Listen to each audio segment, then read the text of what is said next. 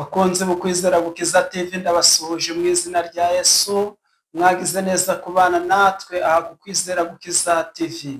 Nawe ugifungura YouTube yawe ukabona ukwizera gukiza TV, turagusabye rero kugenda udakanze subscribe, udakoze like, share na comment kugira ngo tujye tubana ahangaha mu kwizera gukiza TV, aho tubagezaho ijambo ry'Imana, indirimbo z'amakorari ndetse n'ubuhamya. Yesu abahereze umugisha. Muri uyu mwanya tugiye kumva ijambo ry'Imana. Ijambo ry'Imana Imana yashyize ku mutima, nahaye umutwe w'amagambo uvuga ngo baho kuko Uwiteka ategetse. Imana ishimwe cyane.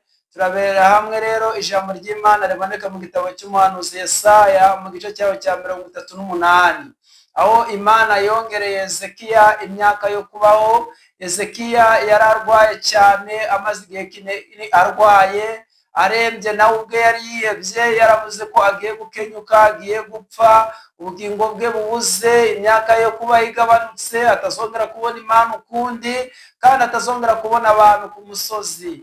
Yari yihebye, yatakaje ibyiringiro, ariko mu ijambo ry'Imana ntabwo ryari dukoze isoni iyo twizeye Imana. Harimo imbaraga zikiza buri muntu wese uryumvise akaryizera. Ngo nuko Imana imaze kubona yuko Hezekiya rero arwaye, imwohereza umuhanuzi Yesaya ngo nagenda mubwira atangire arage abo mu rugo iwe, kuko uburwayi arwaye atazabukira. Hezekiya akimara kumva ayo magambo yegera ivure, aragenda ajya gusenga Imana, yibutsa imirimo y'Imana yakoze, yibutsa Imana uburyo yasenye ibicaniro bya Bali, bya Shera, akongera akagarura ibyasahuwe mu nzu y'Imana n'umwami wa Ashuri Senakerobe. Imana yumva gusenga kwe, ihamagara Yesaya iramubwira ngo mbese ugeze?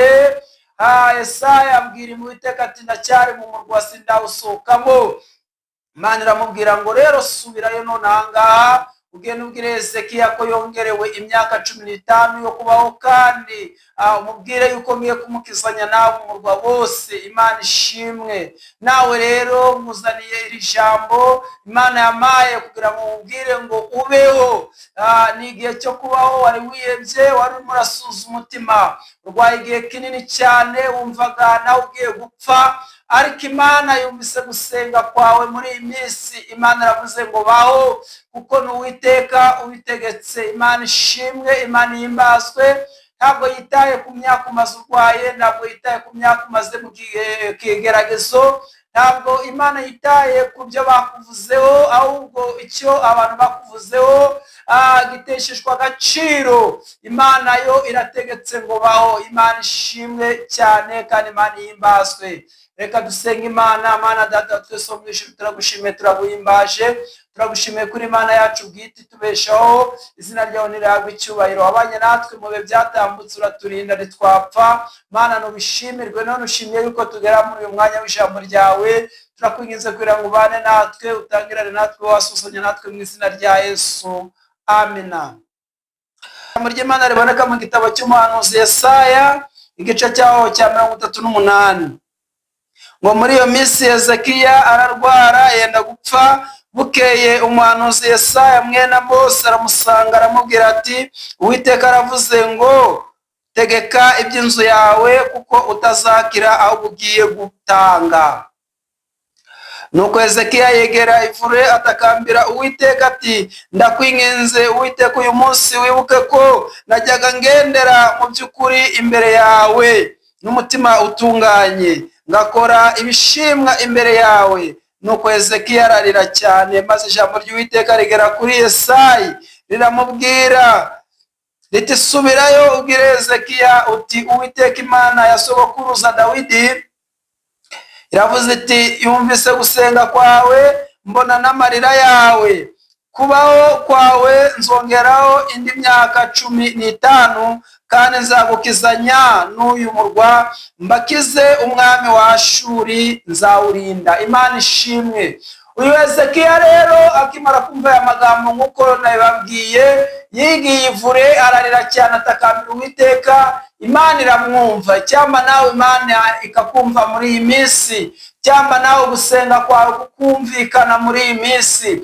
Umaze igihe kinini ku musozi usenga, waravuze ngo ese Imana iracyanyumva? ariko Uwiteka yumvise gusenga kwawe. Haleluya. Akongereye igihe cyo kubaho, akongereye iminsi yo kubaho. Ubushomeri ntabwo bweranye. Haleluya. Imana ishimwe kuko Uwiteka yumvise gusenga kwawe. Yesu nashimwe cyane. Imana yacu ni Imana yumva, Imana yacu ni Imana ikora, iravuga bikaba, yategeka bigakomera, irakinga ntagira ukingura, yanakingura ntagira ukinga.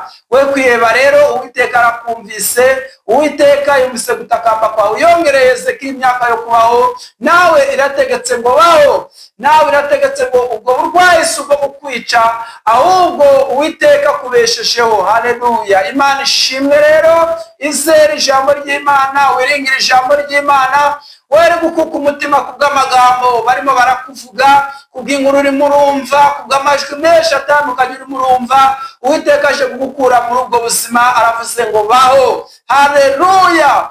Baho niko Uwiteka abivuze. Dawidi ubwo yari yanuriye aravuga ngo njyewe sinzapfa ahubwo nzarama, kugira ngo nekerereze abantu imirimo itangaje Uwiteka yakoze. Ntabwo ari igihe cyo gupfa rero. 2026 ni igihe cyo kubaho, ni igihe cyo kwinjira mu masezerano, ni igihe cyo gusubizwa, ni igihe cyo gutabarwa n'Imana. Imana iragutabaye rero, Imana irakurengeye, Imana yumvise gusenga kwawe kuko wizeye. Haleluya. Kuko ariyo wizeye. Haleluya. Dawidi aravuga ngo nduburira amaso ku mpinga y'imisozi, komeze gutabarwa kwanjye kuri he, gutabarwa kwanjye kuri Uwiteka. Niba gutabarwa kwa kuri Uwiteka rero mwizere, aravuze ngo baho, ntabwo ugipfuye, ahubwo uruwo kuragwa ibyiza, uruwo kwinjira mu masezerano yawe, uruwo guhabwa gakondo yawe. Haleluya. Imana ishimwe. Iryo ryari ijambo ry'Imana.